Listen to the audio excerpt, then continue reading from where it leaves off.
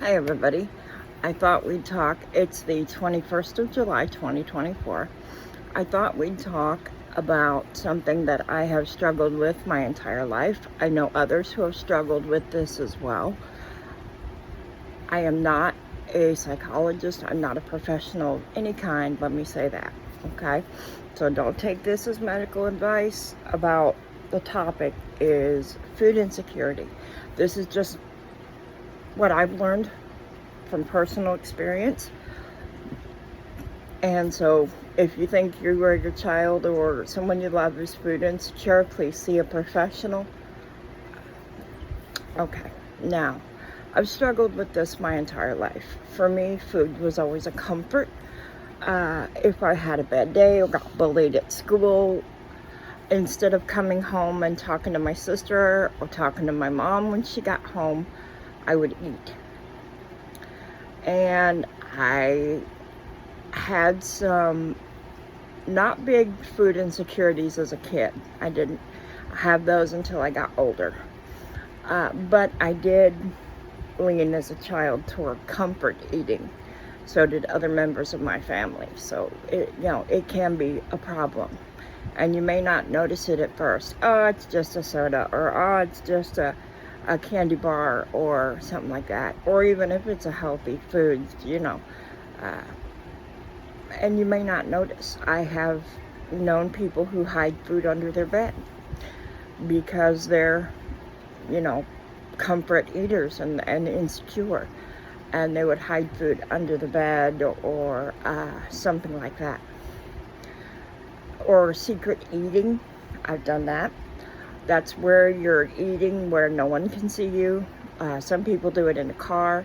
They'll pull up to McDonald's, say, just an example, and order and say, oh, I'm ordering for the whole family, and there's like 2 or 3 Big Macs, fries, sodas, the whole bit.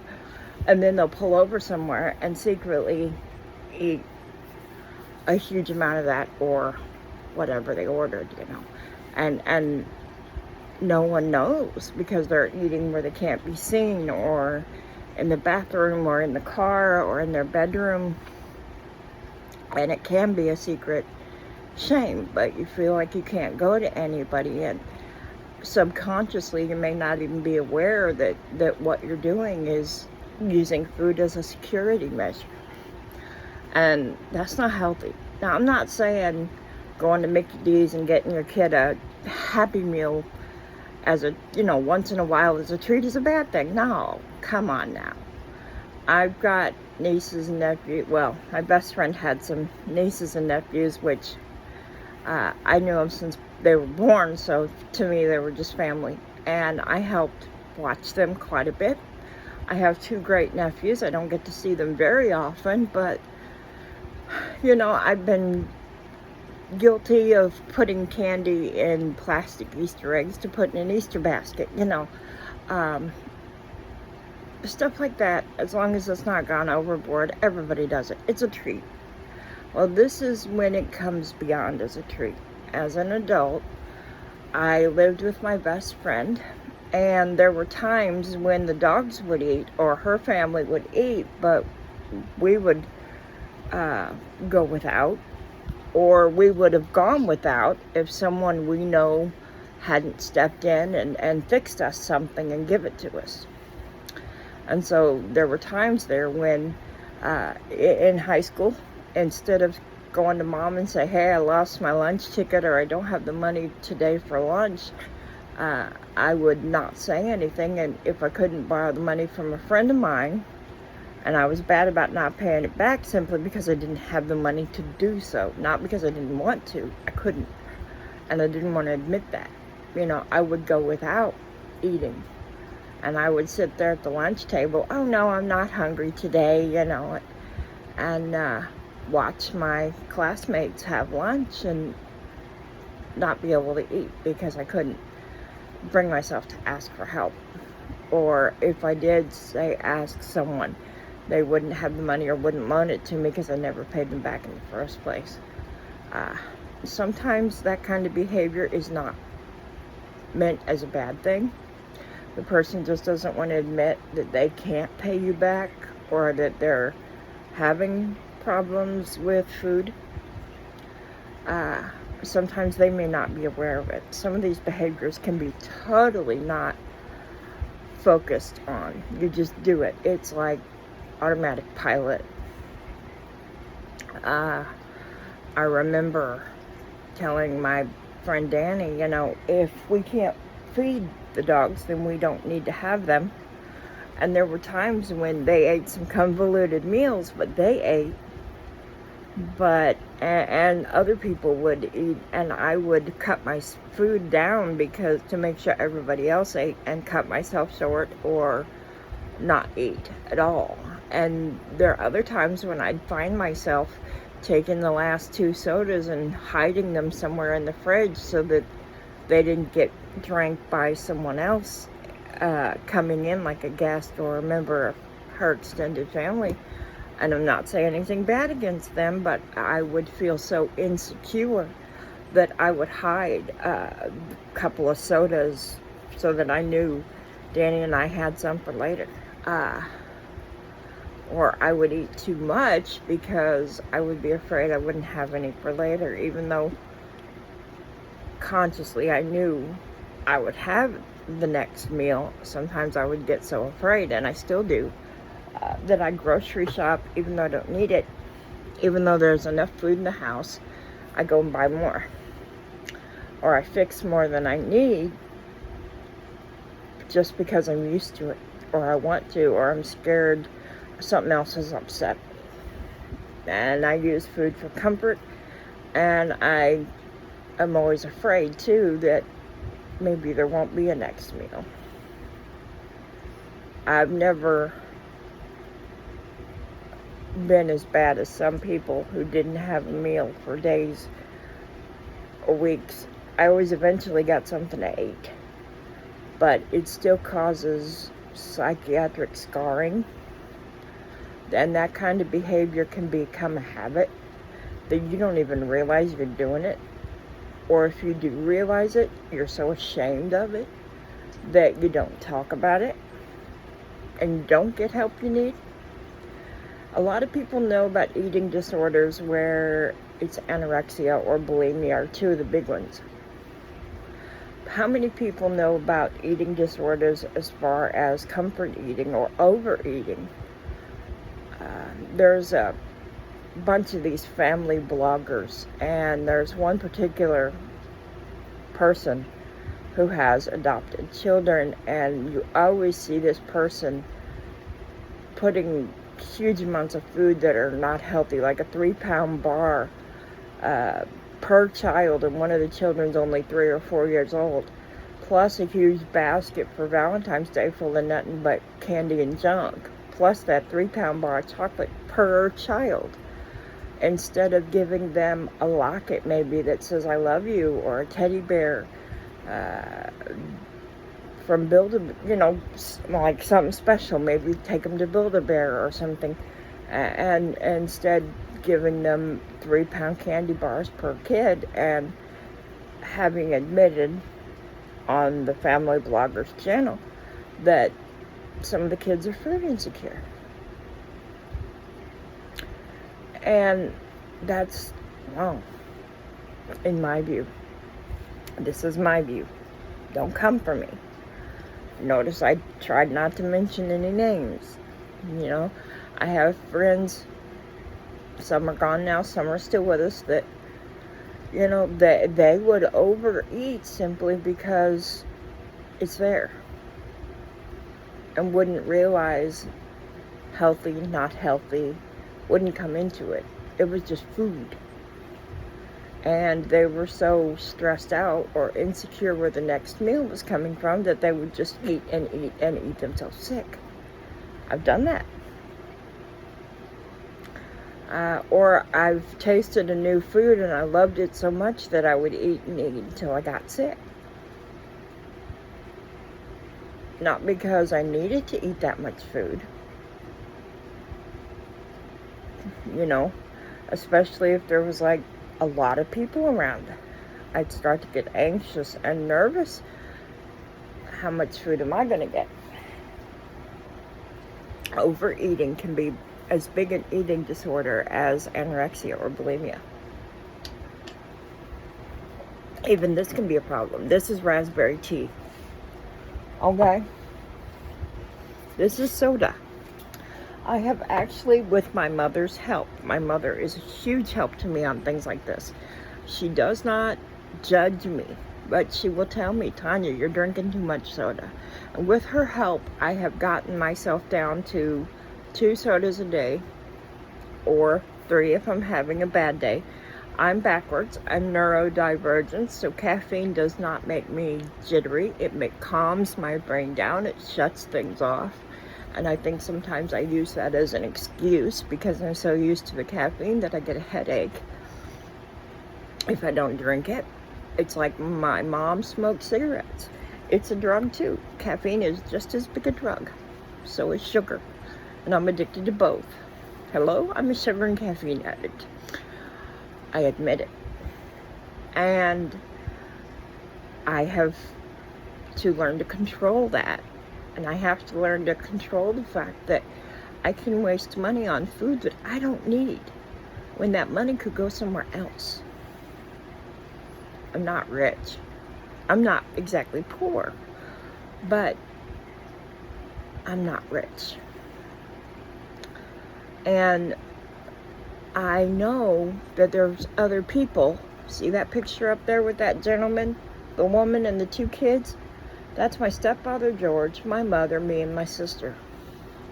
My stepfather grew up in a family of 19 kids, plus 2 more. So there was 22 kids there. And his father died when he was 12 years old. Food was not easy to come by.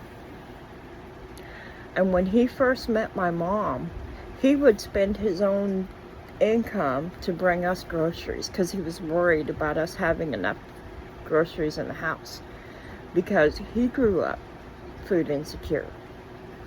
He hated oatmeal because some of the times his mama only had oatmeal and raisins to feed all those kids. That has an effect on people. Even if you grow up with enough food, it can become a crutch.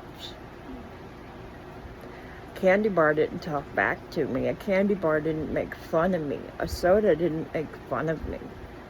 They made me feel better. But what did it do to my health? If you think that someone you love might be food insecure, they might, even though there's food in the house, they might go out and buy more. They might do secret eating or stashing food in places. This is psychological problems as well as anything else. This is an eating disorder, in my view, and needs proper help. But if they don't recognize it or they don't want the help, you can't force it. You cannot force your family to get help for this or any other problem. You know the old saying, you can lead a horse to water, but you can't make them drink.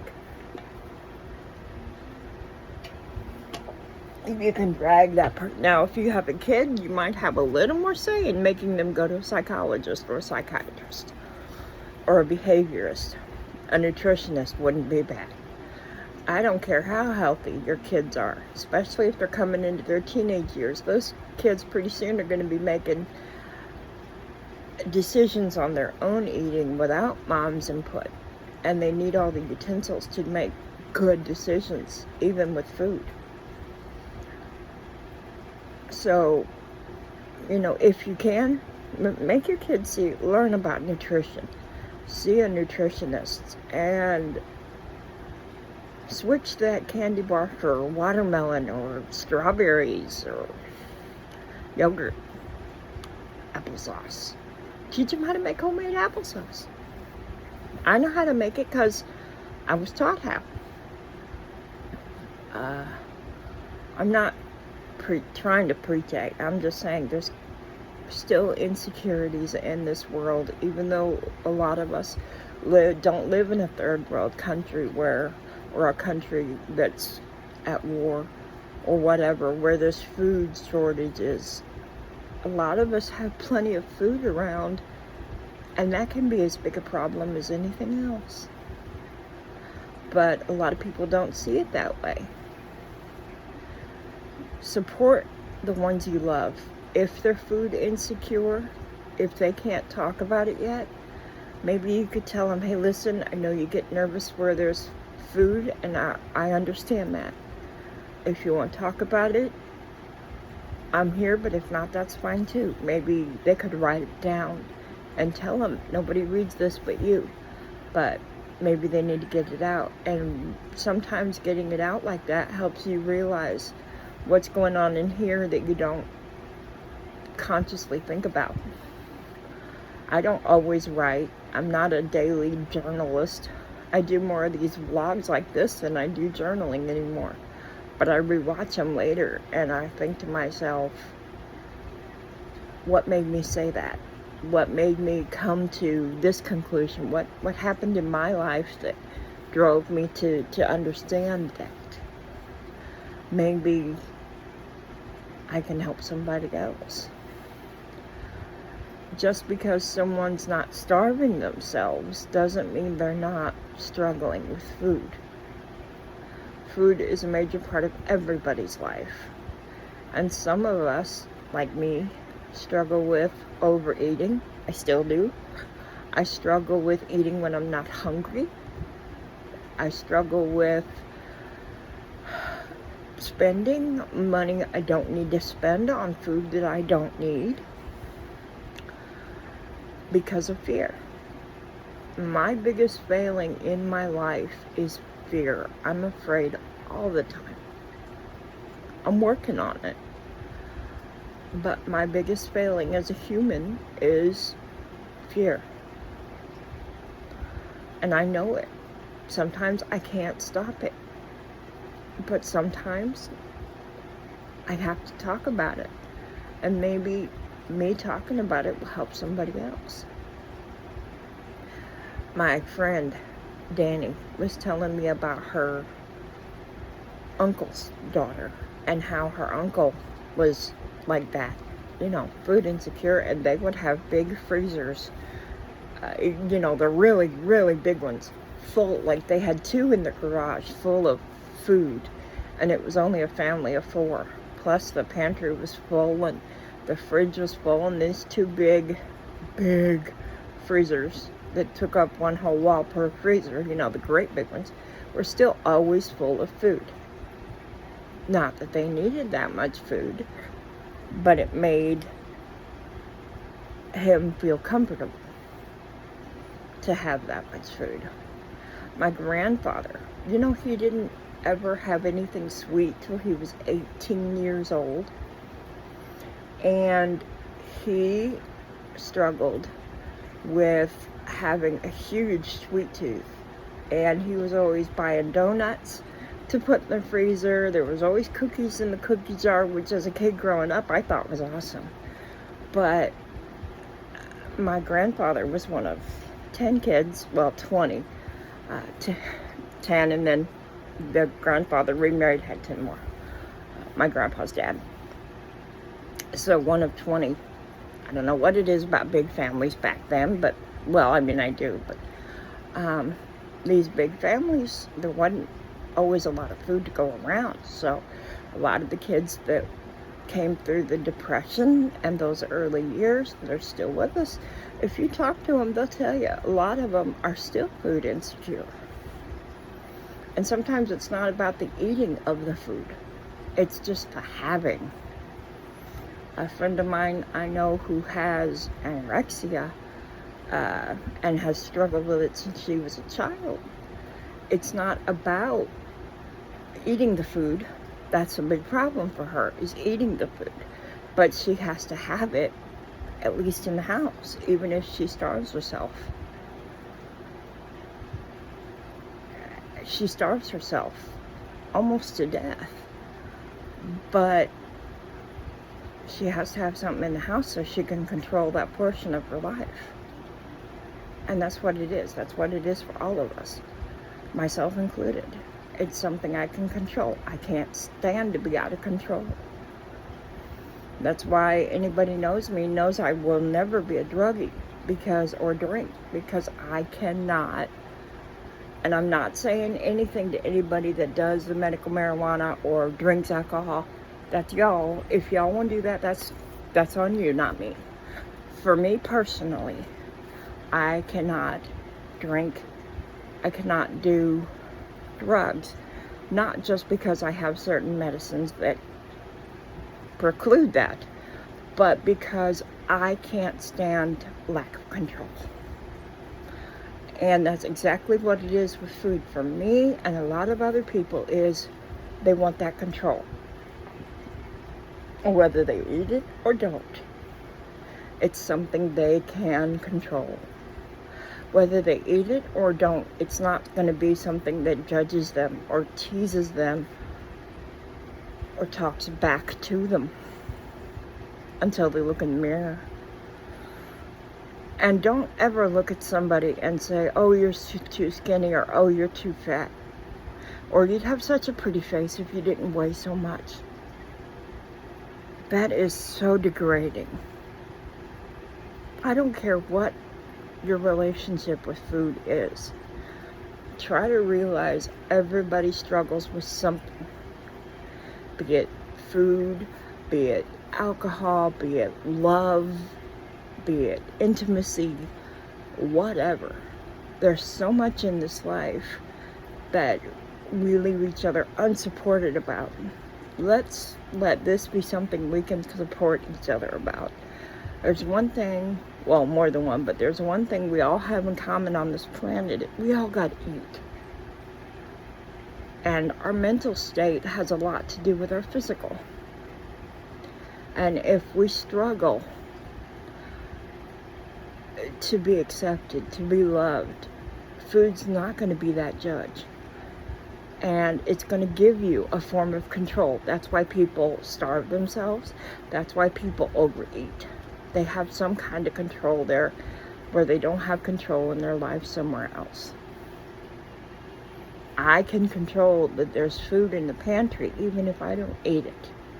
And I'm starting to learn to tell people like my mother or others that I'm around, I'm food insecure and I'm getting scared.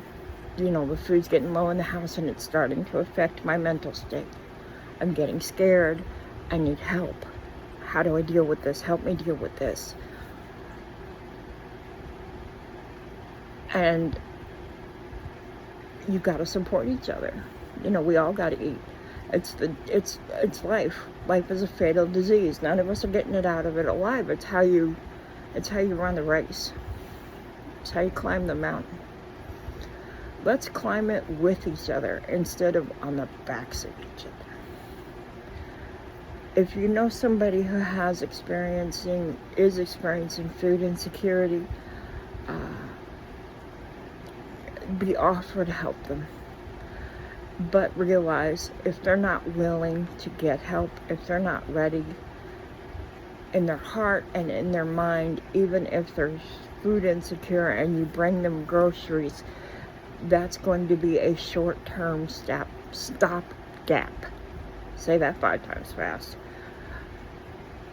Until they can get help and realize and say, listen, I got a problem with this. They're going to continue to hide food, to shame eat, to buy food they don't need. They might even indebt themselves because they're going to go out to eat when they can't afford it, or go to the grocery store when that money needs to go to the light bill, and make an excuse. Even if some of it is healthy food, it can still be detrimental.